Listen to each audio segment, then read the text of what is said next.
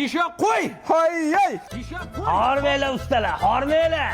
Keldingizmi shef? Qorin yesha qo'y. Hoy. Bo'p ketdi-yu. Endi yo'lda shashlik pishishini kutib qolib ketdik-da endi. Nima deysizlar? Xotin, bo'l, ustalarga dasturxon yoz, obed tayyorla. Nima bu shashlik? Nesi qilyapsan shashligu? Erkakga 3 marta omad beriladi degan-ku.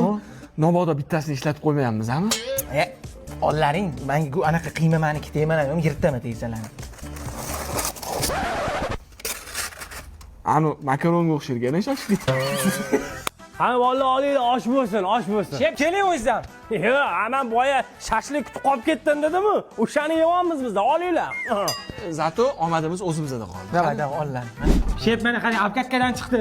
Devorni nima qilaylik? Abo'y qilaylikmi yoki atachentami? Abo'y qilasan-da, atachentani nima qilaman? Shef, abo'ylarga eskirdi. Atachenta olsam, Abo'y qil bo'ldi. Men aytganim deganim, tushundingmi? abo'y yoz.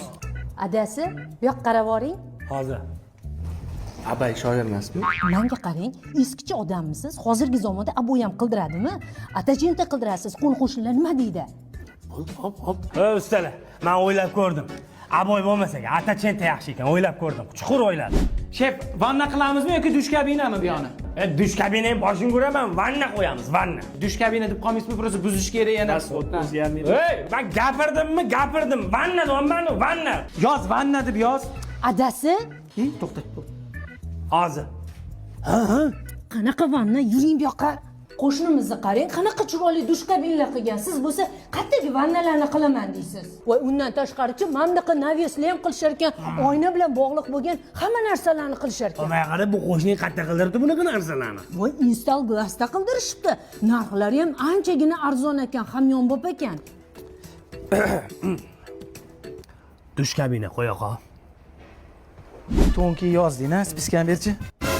Nima bu, nima yozding? Jinnimi sen? Ha, bolalar, nima bo'ldi? Qaysini nima qilamiz? Mana shu oq qilaylikmi, fasadli yoki yashilmi?